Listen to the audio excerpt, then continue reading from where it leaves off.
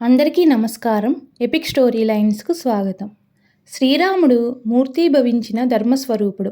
సీతాదేవి ఆదర్శానికి ఆనవాళ్ళు. అందువల్లనే సీతారామాలయం లేని గ్రామం దాదాపుగా కనిపించదు.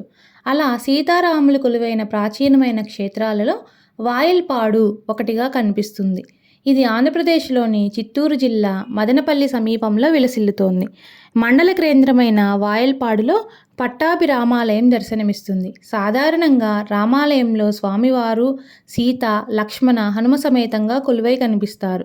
కొన్ని క్షేత్రాలలోనే వీరితో పాటు భరత శత్రుఘ్నులు కూడా ఉంటారు. అలాంటి క్షేత్రాలలో వాయల్పాడు కూడా ఒకటి. ఇక్కడ స్వామివారిని జాంబవంతుడు ప్రతిష్ఠించి పూజించాడని ఇక్కడి స్థల పురాణం చెబుతుంది. ఆ తరువాత మరుగున పడిపోయిన ఈ మూర్తులు వాల్మీకి మహర్షి వలన పుట్టలో నుంచి బయటపడ్డాయి. ఇక్కడ కొండ వాల్మీకి మహర్షి తపస్సు చేసుకున్న కారణంగా ఈ ప్రాంతానికి వాల్మీకిపురం అనే పేరు వచ్చిందని, అదే వాయల్పాడుగా మారిందనే మరో కథనం కూడా వినిపిస్తూ ఉంటుంది. సాధారణంగా రామాలయాలలో స్వామివారికి ఎడమవైపున అమ్మవారు ఉంటారు. ఈ క్షేత్రంలో స్వామివారికి కుడివైపున అమ్మవారు ఉండడాన్ని విశేషంగా చెబుతారు. చాలా వరకు రామాలయాలలో శ్రీరామనవమి సందర్భాన్ని పురస్కరించుకొని 9 రోజుల పాటు ఉత్సవాలు జరుగుతుంటాయి.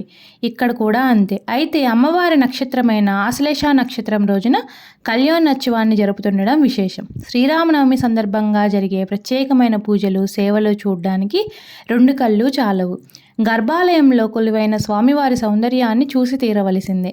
స్వామి కొలువైన గర్భాలయ గోపురాన్ని సుదర్శన విమానం అంటారు. స్వామివారు ఖడ్గాలను కూడా ధరించి ఉండడం వలన ప్రతాప రామచంద్రుడు అని పిలిపించుకుంటారు.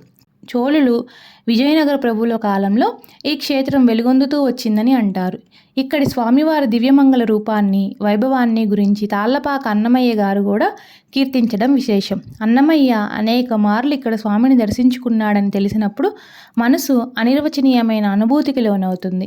ఎంతోమంది మహర్షులు, మహాభక్తులు ఈ క్షేత్రాన్ని దర్శించి తరించినట్టుగా స్థల పురాణం చెబుతోంది. ఈ క్షేత్ర దర్శనం వలన సమస్త పాపాలు, దోషాలు తొలగిపోతాయని అంటారు.